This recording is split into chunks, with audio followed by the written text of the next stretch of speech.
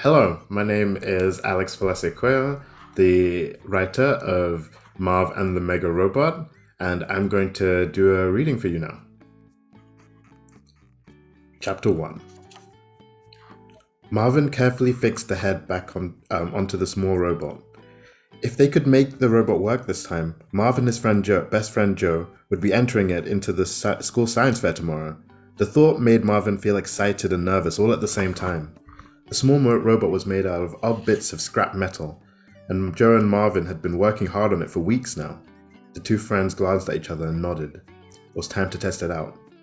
Marvin took a deep breath and leant forward, pressing a button on the back of the robot. Its square head sprang up. "Read aloud, 3000, powering on," the robot said in a stiff voice. Marvin grinned at Joe. It was working! A blue beam came out of the robot's round glass eyes. Marvin slid a piece of paper across the desk for the robot to read. "Ba, ba, black sheep, have you any wool?" the robot said slowly, reading the words on the paper. Marvin and Joe grabbed each other and leapt up and down. "Yes, we did it!" they shouted, too excited to notice the curious looks from their classmates. Yes, sir, 3 bags full." The robot's voice began to rise higher and higher with each word that passed. Marvin and Joe stopped jumping. "Is that supposed to do that?" Marvin said. "I don't think so." Joe tapped the robot and it began to vibrate. The robot shuddered as it rocketed through the words. "One for the master and one for the dame and one for the little boy." "Something's wrong," Joe said, stumbling back. "Do something, Marvin." "We need to turn it off," Marvin said, leaping forward. But before he could touch it, a puff of smoke came out of the little robot and its head sunk back down.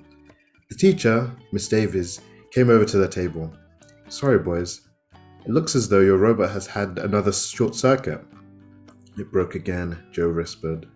The whole classroom had stopped working on their inventions and were staring at Joe and Marvin. "What if we can't fix it in time for science fair tomorrow?" "It's alright, Joe. I think we just need to work on it a little bit more." Marvin nodded confidently, but inside he wasn't so sure that there was anything more they could do. "That piece of rust is never gonna work," another boy in their class called over. A few of his friends began to giggle.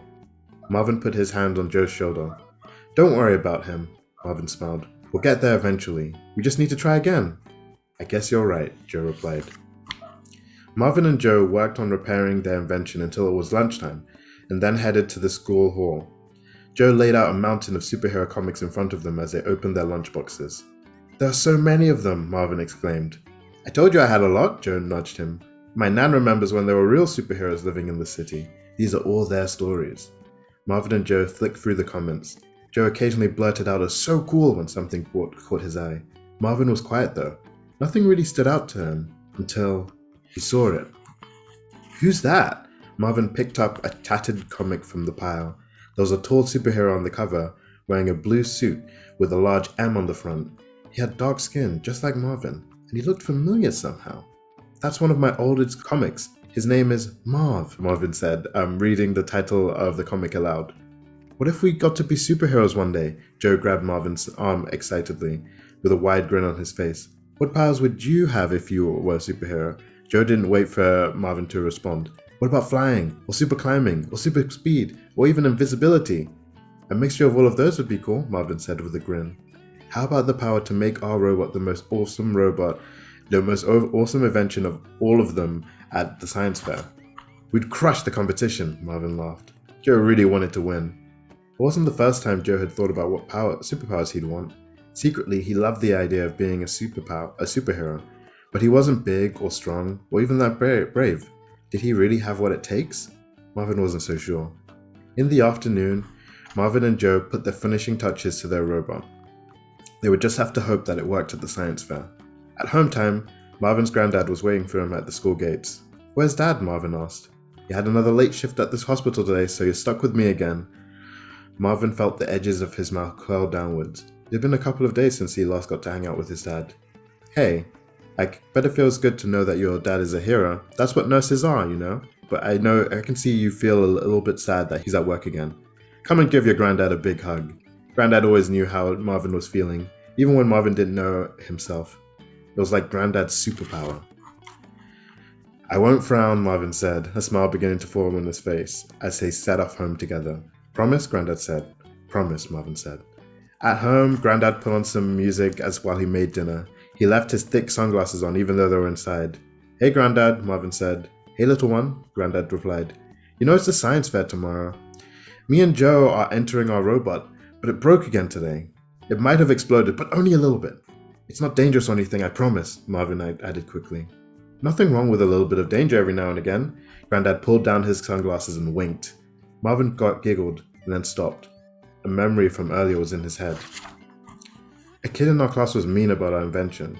I told Joe not to worry about it, but maybe I should have done more. Maybe I should have." Grandad raised a hand, interrupting Marvin. "Come over here," Grandad said. Marvin got up and walked towards him. Grandad wrapped Marvin up in a warm hug. "The heroic thing isn't to start a fight, it's to be a good friend, and that's what you did." Grandad let go, and then reached out and patted Marvin's hot chest.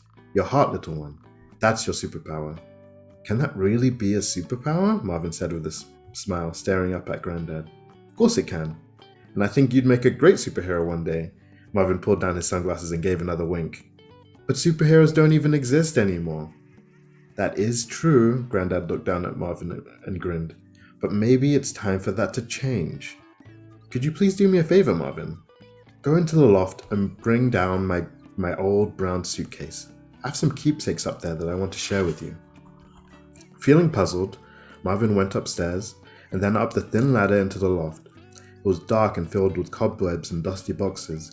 He had no idea how many spiders or other creepy crawlies were up here. Part of him wanted to leave, but Grandad only asked him to get the suitcase. He couldn't turn back without even trying. Marvin took a couple of steps, then his foot hit something, and he almost fell. Grandad's brown suitcase lay at Marvin's feet, covered in a thick layer of dust. Marvin tried to lift it, but it was surprisingly heavy. He shook it, and it rattled. What was inside? There was only one way to find out. Marvin reached down and opened the suitcase. Inside was a piece of clothing.